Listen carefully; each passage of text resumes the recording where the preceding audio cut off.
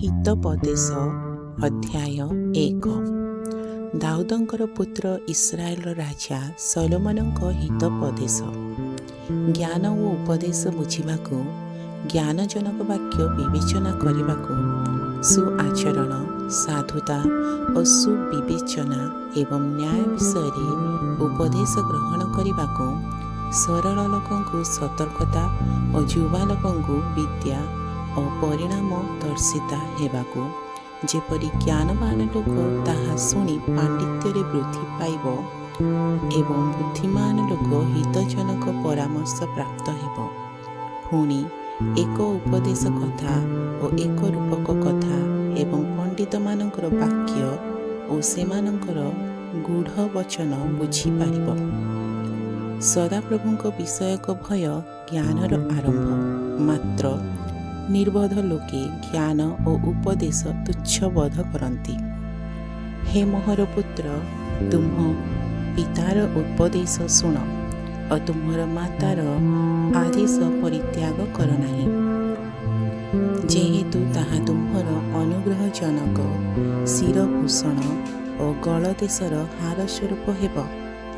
ହେ ମୋହର ପୁତ୍ର, ପାପୀଗଣ ତୁମ୍ଭକୁ ଫୁସୁଲାଇଲେ ତୁମ୍ଭେ ସମ୍ମତ ହୁଅ ନାହିଁ। ସେମାନେ ଯେବେ କହନ୍ତି, ଆମ୍ଭମାନଙ୍କ ସହିତ ଆସ, ଆମ୍ଭେମାନେ ରକ୍ତପାତ କରିବାକୁ ଛକି ବସୁ, ନିର୍ଦ୍ଦୋଷମାନଙ୍କୁ ଅକାରଣରେ ଧରିବାକୁ ଗୁପ୍ତରେ ଲୁଚି ରହୁ, ପାତାଳର ନ୍ୟାୟ ଆମ୍ଭେମାନେ ସେମାନଙ୍କୁ ଜିଅନ୍ତା ଗ୍ରାସ କରୁ ଓ ଗର୍ତ୍ତପତିତ ଲୋକ ପରି ସେମାନଙ୍କୁ ସର୍ବତ ଭାବେ ଗ୍ରାସ କରୁ, ତହିଁରେ ଆମ୍ଭେମାନେ ସର୍ବପ୍ରକାର ବହୁମୂଲ୍ୟ ଧନ ପାଇବା, ଲୁଟିତ ଦ୍ରବ୍ୟରେ ଆପଣା ଆପଣା ଗୃହ ପରିପୂର୍ଣ୍ଣ କରିବା। ତୁମ୍ଭେ ଆମ୍ଭମାନଙ୍କର ମଧ୍ୟରେ ଅଂଶୀ ହେବ, ଆମ୍ଭ ସମସ୍ତଙ୍କର ଏକ ତୋଡ଼ା ହେବ। ହେ ମୋହର ପୁତ୍ର, ତୁମ୍ଭେ ସେମାନଙ୍କର ସଙ୍ଗେ ସେହି ପଥରେ ଚାଲ ନାହିଁ, ସେମାନଙ୍କର ପଥରୁ ଆପଣା ପାଦ ଅଟକାଅ, ଯେହେତୁ ସେମାନଙ୍କ ଚରଣ କୁକ୍ରିୟା କରିବାକୁ ଦୌଡ଼େ ଓ ରକ୍ତପାତ କରିବାକୁ ଶୀଘ୍ର ଧାଇଁଯାଏ। କୌଣସି ପକ୍ଷୀର ଆଖି ଆଗରେ ଜାଲ ପାତିବା ନିତ୍ୟାନ୍ତ ବ୍ୟର୍ଥ ହୁଏ। ସେମାନେ ନିଜ ନିଜର ରକ୍ତପାତ କରିବାକୁ ଛକି ବସନ୍ତି ଓ ଆପଣମାନଙ୍କ ପ୍ରାଣକୁ ଧରିବା ପାଇଁ ଗୁପ୍ତରେ ଲୁଚି ରହନ୍ତି। ସମସ୍ତ ଧନଲୋଭୀର ଗତି ଏହି, ତାହା ଧନର ଅଧିକାରୀମାନଙ୍କର ପ୍ରାଣ ନାଶ କରେ। ଜ୍ଞାନ ରାସ୍ତାରେ ଉଚ୍ଚ ସ୍ୱରରେ ଡାକେ, ସେ ଛକ ସ୍ଥାନମାନଙ୍କରେ ଆପଣାର ବସଣାଏ। ସେ ଲୋକମାନଙ୍କର ପ୍ରଧାନ ସ୍ଥାନରେ ଡାକେ, ନଗର ଦ୍ୱାରର ପ୍ରବେଶ ସ୍ଥାନରେ ଓ ନଗର ମଧ୍ୟରେ ଆପଣା ବାକ୍ୟ ଉଚ୍ଚାରଣ କରି କହେ, ହେ ନିର୍ବୋଧ ଲୋକମାନେ, କେତେ କାଳ ମୂର୍ଖତାକୁ ଭଲ ପାଇବ? ହେ ନିନ୍ଦୁକମାନେ, ଆଉ କେତେ କାଳ ନିନ୍ଦାରେ ସନ୍ତୁଷ୍ଟ ଥିବ?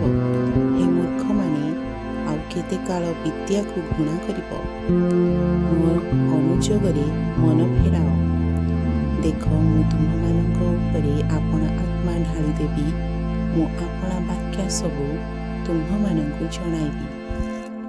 ଯେହେତୁ ମୁଁ ଡାକିଲି, ପୁଣି ତୁମ୍ଭେମାନେ ନାସ୍ତି କଲ, ମୁଁ ହସ୍ତ ବିସ୍ତାର କଲି, କେହି ମାନ୍ୟ କଲା ନାହିଁ।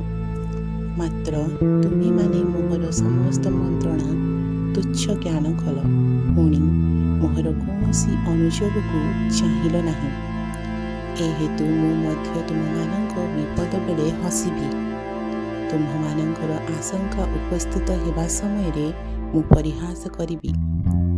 ଯେତେବେଳେ ପ୍ରଚଣ୍ଡ ଝଡ଼ ପରି ତୁମ୍ଭମାନଙ୍କର ଆଶଙ୍କା ଉପସ୍ଥିତ ହେବ ଓ ଘୂର୍ଣ୍ଣିବାୟୁ ପରି ତୁମ୍ଭମାନଙ୍କର ବିପଦ ଆସିବ, ଯେତେବେଳେ କ୍ଲେଶ ଓ ବେଦନା ତୁମ୍ଭମାନଙ୍କ ପ୍ରତି ଘଟିବ, ସେତେବେଳେ ସେମାନେ ମୋତେ ଡାକ ପକାଇବେ, ମାତ୍ର ମୁଁ ଉତ୍ତର ଦେବି ନାହିଁ।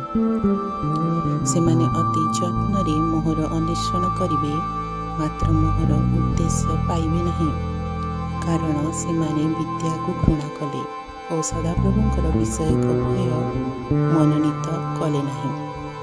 ସେମାନେ ମୋହର କୌଣସି ମନ୍ତ୍ରଣା ଗ୍ରହଣ କଲେ ନାହିଁ ଓ ମୋହର ସମସ୍ତ ଅନୁଯୋଗ ହେୟ ଜ୍ଞାନ କଲେ।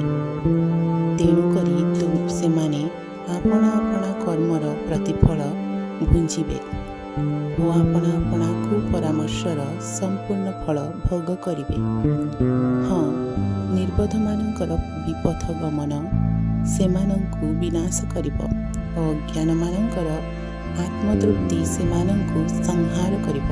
ମାତ୍ର ଯେଉଁ ଲୋକ ମୋହର କଥା ଶୁଣି ସେ ନିରାପଦରେ ବାସ କରିବ ଓ ଅମଙ୍ଗଳର ଆଶଙ୍କା ବିନା ବିଶ୍ରାମ ପାଇବ। ପ୍ରଭୁ ଏ ବାକ୍ୟରେ ଆପଣମାନଙ୍କୁ ଆଶୀର୍ବାଦ କରନ୍ତୁ।